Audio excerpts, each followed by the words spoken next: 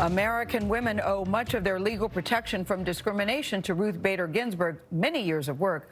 Before she became a judge, she was a gender equality pioneer and an architect of women's rights movement.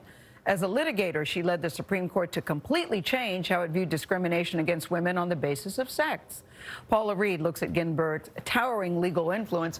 Paula, good to see you. Listen, she was tiny in stature, but she was so mighty when it came to influence. Good morning, Gail. Mighty indeed. Even before she was a justice, attorney Ruth Bader Ginsburg had already made an indelible mark in the fight for equal treatment for women.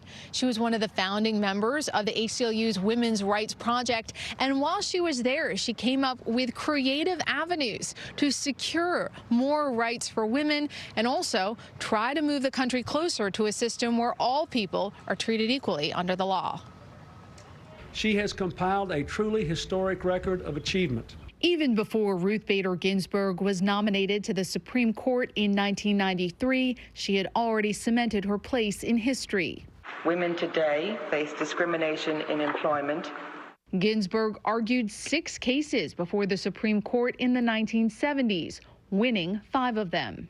The Supreme Court today ruled unanimously that a widower with children is entitled to the same Social Security benefits a widow would receive. Often securing rights for women by representing men being discriminated against in similar ways. Law professor Margot Schlanger clerked for Ginsburg during her first 2 years on the court.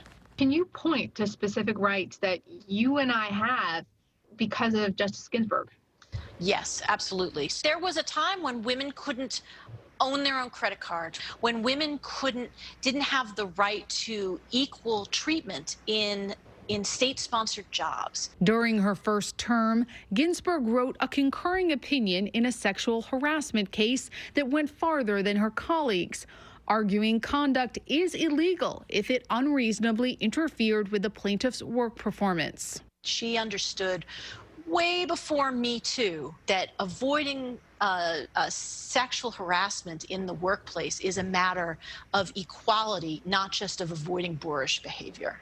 That desire to fight for equal justice led her to a career centered around the fight to make the country live up to its founding ideals. Think back to 1787. Who were we the people? Who were they? They certainly weren't women. The genius of the United States and our Constitution is that over now more than 200, sometimes turbulent years, that we has expanded and expanded. Once she was on the bench, her fight for equality continued with landmark opinions, opening all-male schools to women and expanding protections for the disabled. Ginsburg was only the second civil rights attorney to ascend to the bench, and she ultimately attained this cultural icon status. I've been reporting here all weekend at the court, and I have seen hundreds of people coming here wearing T-shirts with her face on them. So many people coming here this weekend to pay respects for a woman who expanded freedoms for so many.